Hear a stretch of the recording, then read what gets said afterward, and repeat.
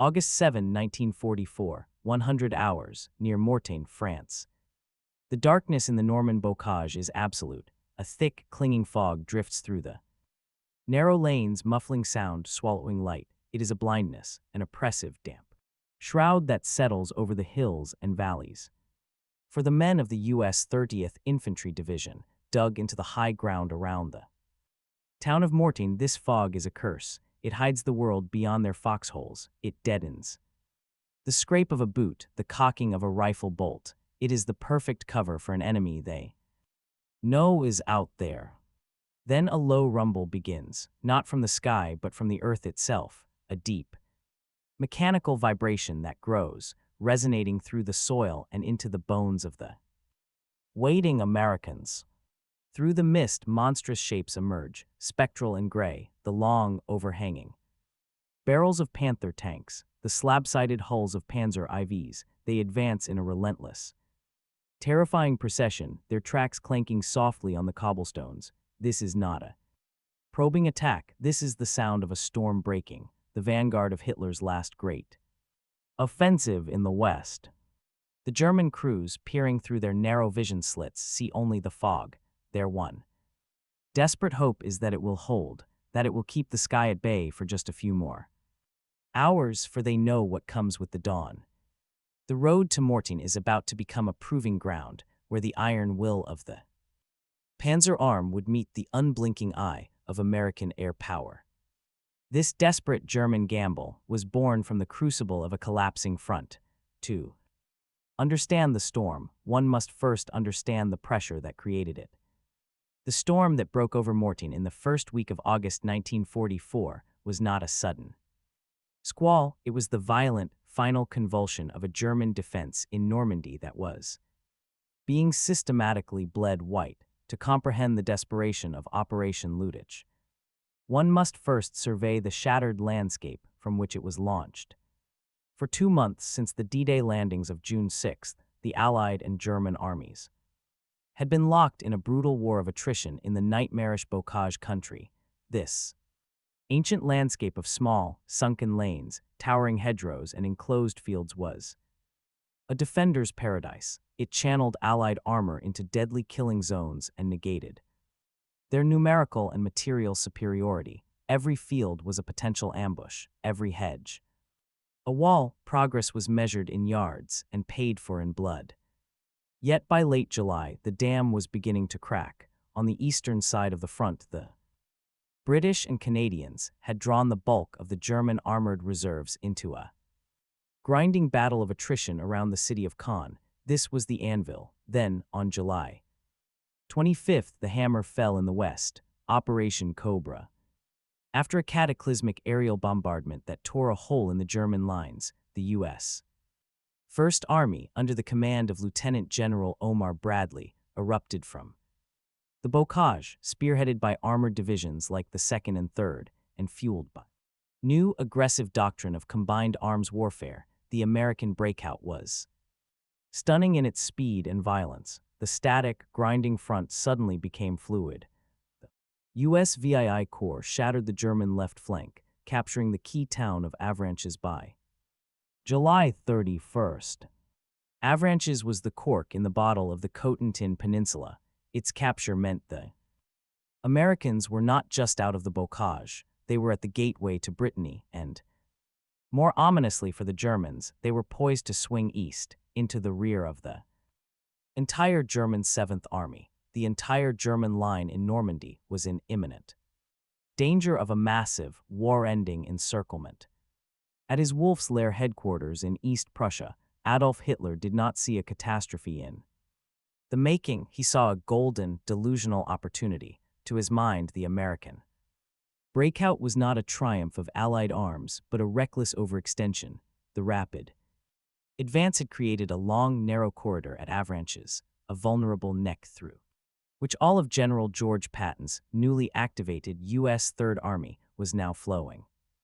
Sever that neck, Hitler reasoned, and you trap the entire Allied offensive west of the Seine. The war in the West could be reversed in a single, decisive blow. This was the genesis of the operation he would christen Lüttich, the German name for The Belgian city of Liege, a deliberate echo of the victorious offensive there in 1914. It was a name heavy with the weight of history and expectation, a desperate gamble. Conceived in a map room far from the shattered reality of the front. The Führer's order was not a suggestion, it was a direct command demanding an immediate counteroffensive with the objective of striking west through the town of Mortain and driving all the way to the coast at Avranches. The weight of the blow was to fall on the overstretched American divisions holding this newly formed salient, a force Hitler and his high command believed was too weak and disorganized to withstand a concentrated panzer assault. But the reality on the ground was far different from the neat lines on Hitler's situation. Maps, the German armies in Normandy were a shadow of their former strength. They were exhausted, undersupplied, and bleeding from 1,000 cuts. The stage was set. Not for a glorious redemption, but for a final, bloody confrontation that would expose the fatal flaw in the German high command's thinking.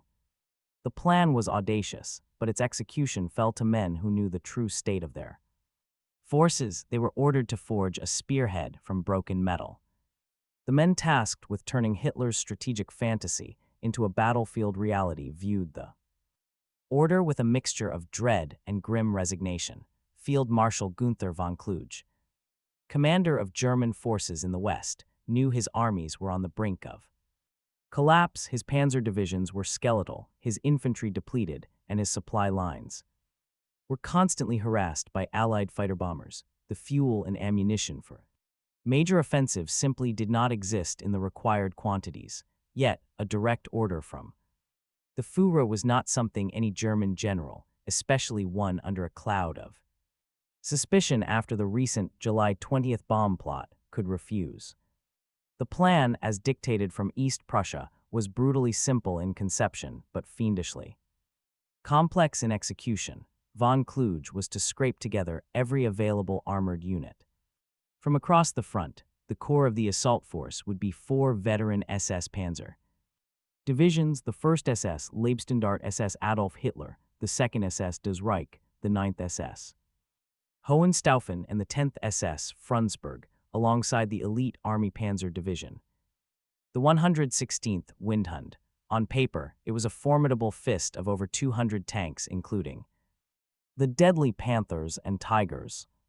But paper strength was a lie. The Das Reich Division, for instance, could muster only 32 panzers for the attack. The Hohenstaufen had just 15. Many of the tanks were in need of maintenance, and the crews were exhausted from weeks of constant combat. The divisions were to be pulled out of the line, a perilous maneuver in itself, and concentrated for a night attack towards Mortain. Secrecy and surprise were paramount. The attack was scheduled for the night of August 6th, later delayed to just after midnight on the 7th. The initial objective was to smash through the thin American lines at Mortain, recapture Avranches, and drive the Allies into the sea. Opposing this panzer spearhead was the U.S. 30th Infantry Division, nicknamed Old Hickory. They were a solid, reliable formation, but they were also stretched thin, having just taken over these new positions from the 1st Infantry Division. They held a series of hills east of Mortain, most notably Hill 317, which dominated the entire surrounding landscape. The 30th was supported by elements of the 4th Infantry Division and the 2nd Armored Division, but they would be the ones to bear the initial brunt. They were the anvil upon which the German hammer was meant to fall. The German commanders, from von Kluge down to the divisional level, had one overriding shared fear, a fear that transcended their concerns about American artillery or infantry resistance. It was a fear that had come to dominate their every tactical movement since D-Day. The Jabos, Jagbomber, Hunterbomber. It was the German soldiers' term for the Allied fighter bombers that ruled the skies over Normandy. The sight of a Silver P, Thunderbolt, or a Hawker Typhoon peeling out of the sun could transform a column of tanks into a burning wreckage in minutes. The Germans knew their only chance for success there. Only hope of reaching Avranches was to move and fight under the cover of darkness, or Ideally, a thick, low overcast that would ground the Allied air forces. As the Panzer divisions began their secretive night marches to the start lines, the weather reports became the most critical intelligence of the entire operation. The meteorologists predicted fog, thick, impenetrable, ground-clinging fog for the morning of August 7th. For the German tank crews and their commanders, this was the sign they needed. It was a gift, a temporary reprieve from the ever-present eyes in the sky. It was the one variable that could tilt the odds in their favor, allowing their steel behemoths to close with the enemy before the storm from above could be unleashed. The fog was their shield, but it was a shield that would not last. The stage was set, the pieces were in motion, and the fate of the German offensive now hinged on the whims of the Norman weather and the speed with which the Americans could call down their wrath from the heavens. For SS Obersturmbannführer Otto Weidinger, commander of the 2nd SS Panzer Grenadier Regiment der Führer in the Das Reich Division, the order to attack was met with a profound sense of foreboding. He was a veteran of the Eastern Front, a man who had seen the abyss. He understood the language of a desperate battle. As his regiment moved into its assembly area east of Mortain, the signs of impending disaster were everywhere. The roads were clogged with traffic, fuel was scarce, arriving in dribs and drabs, barely enough to fill the tanks for the initial thrust. The element of surprise, so crucial to Hitler's plan, felt like a fantasy. French resistance fighters watched their every move from the shadows of the bocage, and the distant rumble of Allied artillery was a constant reminder that they were being observed. The tactical dilemma was paralyzing. The doctrine of the blitzkrieg, the very essence of German armored warfare, demanded speed, fluidity, and local initiative, but Hitler's order was rigid, a sledgehammer blow on a map that bore little resemblance to the tangled, hilly terrain around Mortain. There was no flexibility, no allowance for the inevitable friction of war. Weidinger and his fellow commanders were being ordered to perform a complex, large-scale maneuver with exhausted troops and inadequate resources, all while racing against the one clock they could not control, the sunrise. Their greatest asset, the quality of their armor and the experience of their crews, was nullified by the knowledge that once the fog lifted, their columns would become target practice. They were not spearheading a triumphant counterstroke, they were leading a suicide mission, their fate tethered to the thickness of the morning mist.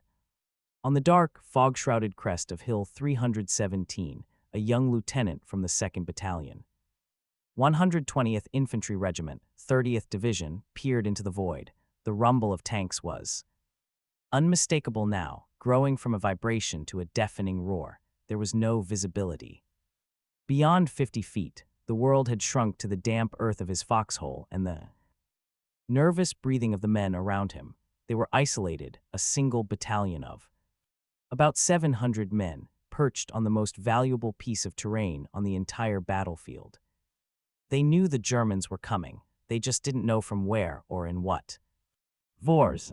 The American soldier in Normandy in August 1944 was a different breed from the green recruit who had landed on D-Day. He was hardened, cynical, and a master of his tools. He had learned to read the bocage, to use the hedgerows for cover and the sunken lanes for concealment. His arsenal was a testament to industrial might, the reliable M1 Garand with its distinctive ping when the clip ejected, the chattering .30 caliber machine guns, the devastating 105 howitzers of the supporting artillery battalions, and the new fearsome bazookas that could, from close range, punch through a panther's side. Armor, but on Hill 317, their most critical weapon was not a firearm, it was the SCR-609 radio, as the first German panzers emerged from the fog, crashing through the outer perimeter and surrounding the hill, cutting off all ground supply and reinforcement. That radio became their lifeline. The men on Hill 317 were the eyes of the entire Allied army.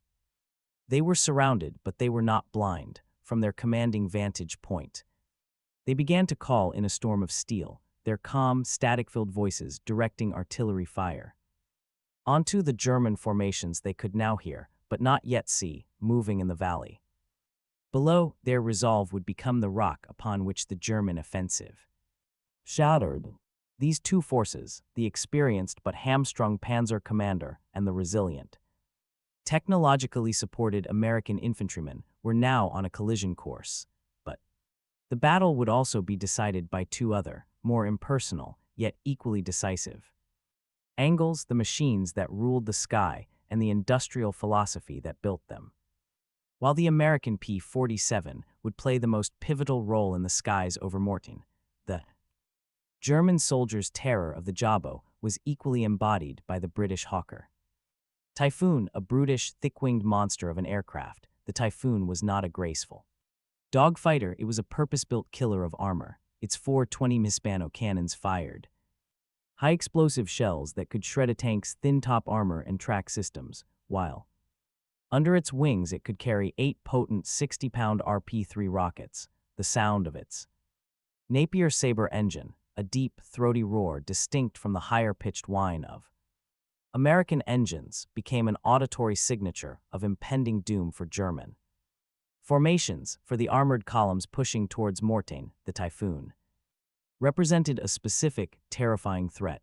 Its rockets were not always pinpoint accurate, but a salvo rippling from its wings could stun a column, disable vehicles, and so utter chaos. The mere presence of Typhoons in the area often forced panzers to abandon the roads and scatter for cover, breaking their momentum and making them vulnerable to other threats. It was a weapon of psychological and physical destruction, a key component of the Allied aerial hammer waiting to fall.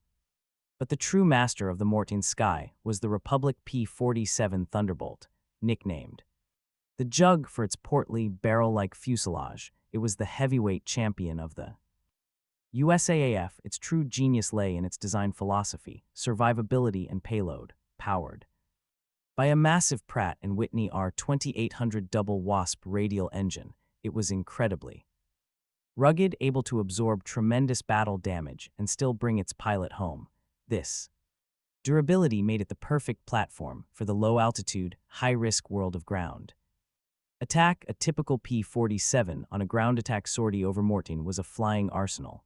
It could carry up to 2,500 pounds of bombs, a mix of high explosive and fragmentation, and its 8.50 caliber M2 Browning machine guns, with 425 rounds per gun, fired a torrent of armor-piercing incendiary rounds that could turn the engine deck of a Panther into a Swiss cheese of punctured steel and leaking fuel. The Thunderbolt pilots of the 9th Air Force were specialists in close air support. They worked in concert with ground-based forward observers and pilots in nimble spotter planes who would identify targets and mark them with smoke when the call came from a unit like the one trapped on Hill 317. The Jugs would descend, not with the shrieking dive of a Stuka, but with a terrifying, relentless momentum, unleashing their devastating ordnance with surgical precision. They were the physical manifestation of American industrial power, a direct line from the factory floor to the battlefield, and on the morning of August 7th, they were grounded, waiting for the fog that was shielding the German panzers to finally burn away. These 4 angles, the constrained German commander, the tenacious American infantry, the brutal Typhoon, and the relentless Thunderbolt, converged to create a battle of stark contrasts. It was a clash between a rigid, top-down command structure and a flexible, technology-enabled defense, between quality and quantity, between a desperate gamble and a calculated systemic response. The fog was the variable that temporarily suspended the inevitable, setting the stage for a climax that would be decided not just by the men on the ground, but by the men in the clouds above them. The German assault began with the chilling precision of a well-rehearsed nightmare. Just after midnight on August 7th, the lead elements of the 1st SS and 2nd SS Panzer divisions slammed into the forward positions of the U.S. 30th Division, using the fog and darkness as a perfect screen. They achieved total tactical surprise. In the town of Mortain itself, a Kampfgruppe from the 2nd SS swiftly overran the surprised American Garrison, the narrow streets echoed with the crump of tank fire and the rattle of machine guns. To the north and south, other panzer columns pushed forward there. Headlights off, navigating by map and instinct. The initial shock was severe. American outposts were overrun, communication wires were cut, isolated platoons and companies fought desperate, close-quarters battles. The dark, their world reduced to the muzzle flashes in the mist. The 1st Battalion of the 117th Infantry was hit with particular force, its positions penetrated and fragmented. 4. The German tank commanders, peering through their limited optics, it seemed the plan was working. The thin American line was bending, threatening to break. They pushed deeper, their objective the vital road junctions to the west that led to Avranches. But the American line, though bent, did not shatter. At key strongpoints, resistance crystallized. The soldiers of the 30th Division, veterans of the bocage, did not panic. They fell back to secondary positions, forming tight perimeters. They used their bazookas with devastating effect in the close confines of the lanes, ambushing Panthers from the flanks as they nosed through the hedgerows. Most critically, the artillery, the king of battle, responded with thunderous authority. Pre-registered firing points, known as final protective fires, were called down directly on advancing German formations. The 230th Field Artillery Battalion, in a relentless display of firepower, would fire over 5,000 rounds in support of the 117th Infantry alone over the coming days. And then there was Hill 317. As dawn began to imperceptibly lighten the thick fog, the men of the 2nd Battalion, 120th Infantry, realized they were completely surrounded. The German 17th SS Panzergrenadier Division had swept past their flanks, cutting them off. But from their 1,000-foot high perch, they held the master key to the entire battlefield. Their radio crackled to life. From his command post, the battalion commander, Lieutenant Colonel Hardaway, began directing artillery fire with cold, calculated precision. He could hear the German tanks below. He could see the vague, dark shapes moving in the shifting fog. He and his forward observers became the eyes of the entire corps, calling in fire missions on every road, trail, and assembly area around Mortain.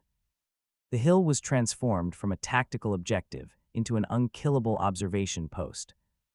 Fortress that poured steel down upon the Germans from the sky. The Panzer divisions had bypassed a thorn. They had, in fact, left a dagger poised over the heart of their own offensive.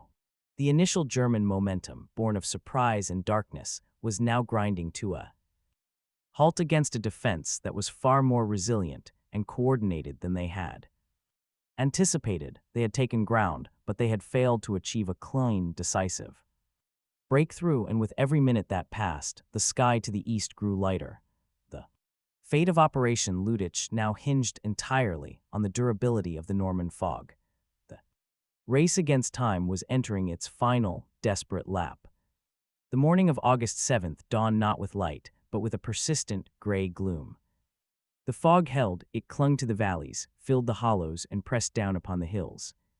For the German tank crews, this was a reprieve. They continued their attacks, probing the American lines, trying to find a weak spot. The fighting around the village of La Mesnil-Delay was particularly fierce, with Panthers and Shermans dueling at point blank range in the narrow streets, but without clear lines of sight for a coordinated thrust. The offensive devolved into a series of brutal, localized engagements. At Allied headquarters, the tension was palpable. The weather reports were unfavorable. All across Normandy, airfields were socked in. Squadrons of P-47 Thunderbolts and Hawker Typhoons sat on the tarmac, their pilots waiting, frustrated. The men on the ground, especially the surrounded battalion on Hill 317, were fighting for their lives. Against a concentrated Panzer assault, they needed the Air Force. They needed a miracle. That miracle arrived not as a sudden clearing, but as a slow, gradual burning. Around noon, the sun, a pale white disk, began to assert itself. The fog thinned from a solid wall to a wispy veil. Patches of blue appeared overhead. It was not a perfect day for flying, but it was enough. The call went out across the airfields of the 9th Air Force and the 2nd Tactical Air Force. Engines coughed, then roared to life. The first squadrons scrambled into the air. Climbing above the last remnants of the haze, what they saw below them was a target. Rich environment beyond their wildest dreams, the narrow roads leading to Mortain were choked with German armor, tanks, half-tracks, self-propelled guns, and supply vehicles all bunched up, their momentum stalled by the stubborn American defense. The first sound the German tankers heard was a high-pitched, whistling scream, growing rapidly in intensity. It was not the sound of artillery, it was the sound of falling bombs. 500-pound bombs rained down on the columns, throwing geysers of earth and steel into the air. Vehicles were flipped like toys. Then came the rockets from the Typhoons, streaking in on trails of smoke and fire, impacting with deafening concussions, but the most terrifying weapon was the P-47 Thunderbolt in its strafing. Run! A flight of jugs would peel off from the sky, one after another, in a relentless diving carousel. The 8.50 caliber machine guns on each aircraft created a sound like a giant piece of canvas being ripped apart. Their API, armor-piercing incendiary rounds walked across the landscape, stitching a line of death.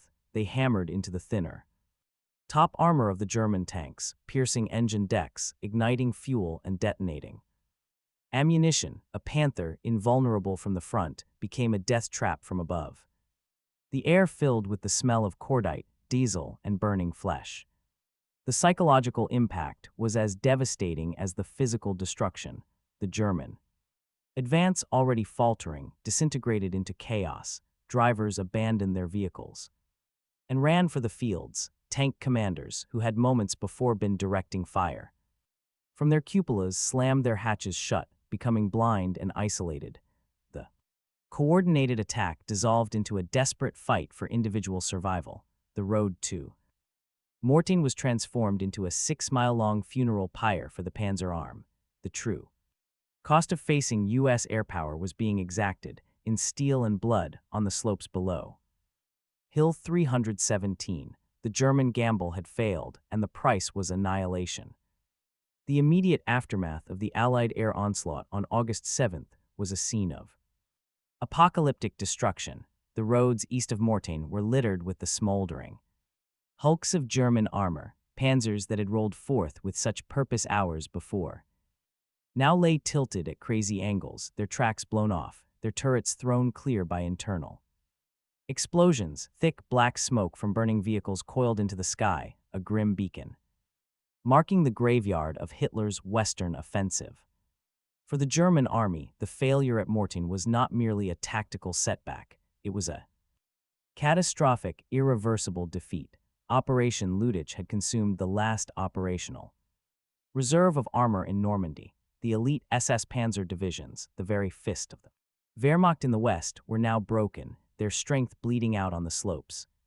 Around an insignificant French town, they had lost over 100 tanks and assault guns in the initial 2-day push, with dozens more crippled and abandoned during the subsequent fighting. The human cost was even more staggering. Thousands of the Reich's most experienced soldiers, tank crews, grenadiers, and engineers, were killed, wounded, or captured. The offensive momentum they had briefly held was now utterly spent. Yet in a fatal display of stubbornness, Hitler refused to countenance a withdrawal.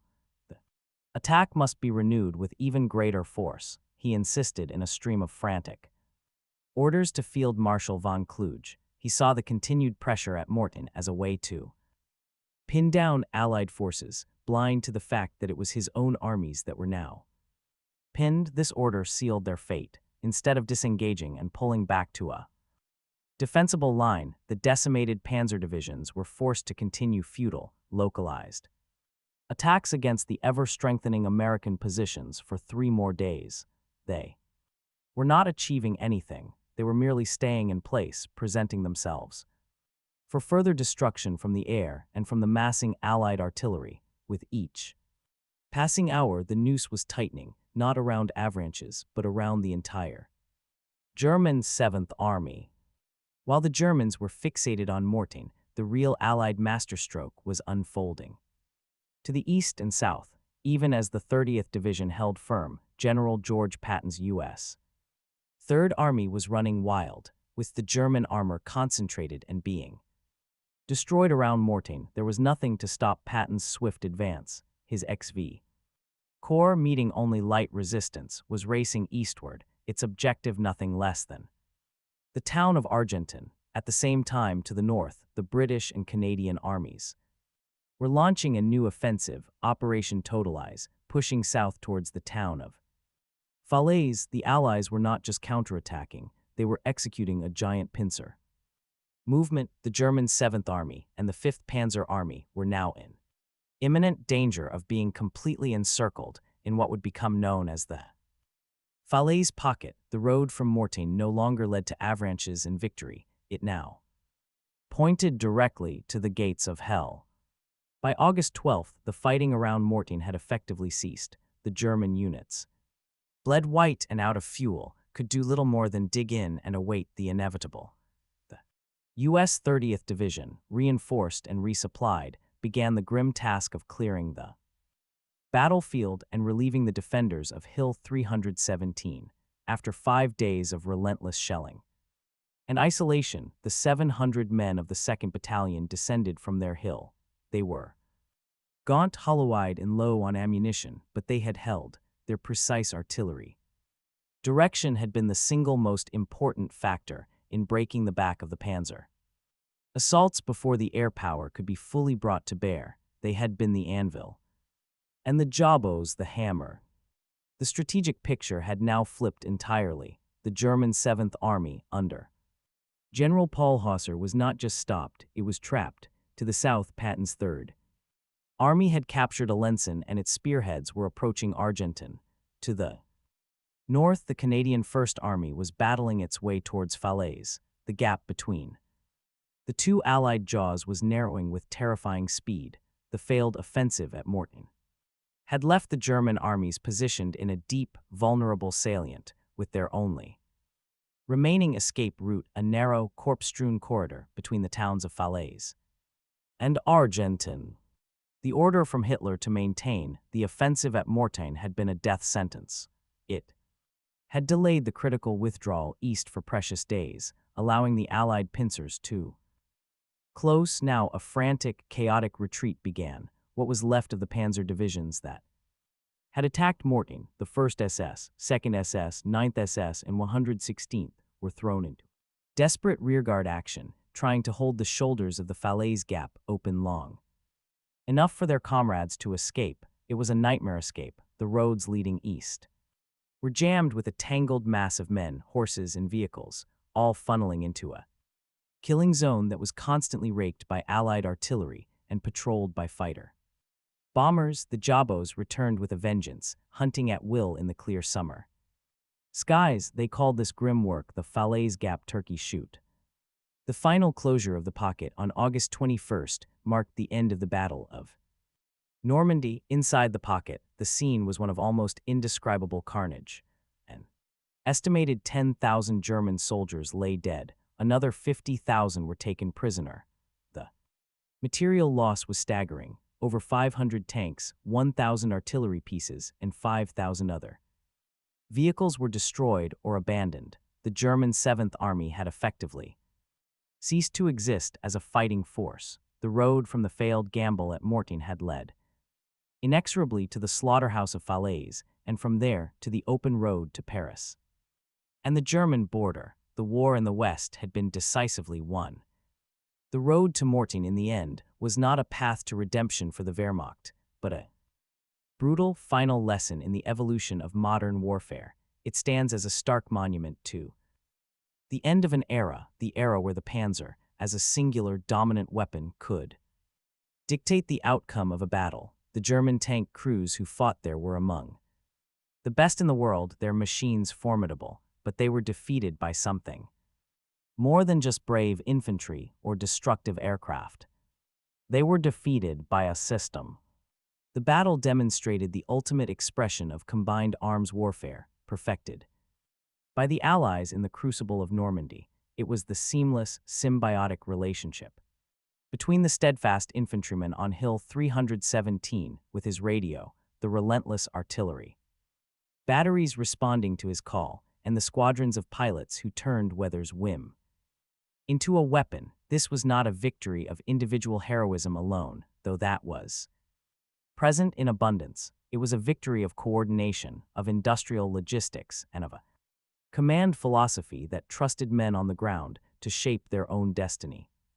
For the German soldier, Mortain was the moment the sky truly fell. It was the final, irrefutable proof that courage and tactical brilliance could no longer overcome overwhelming material and aerial dominance. The fog that had been their shield proved to be a fleeting mercy, and its dissipation revealed a new, unchangeable reality. The battlefield was now transparent, and from that moment forward, there would be no place to hide. The cost of facing this new form of power was not just measured in burned-out tanks and fallen comrades, but in the closing of the Falaise gap and the shattering of an army, a defeat from which the Third Reich would never recover.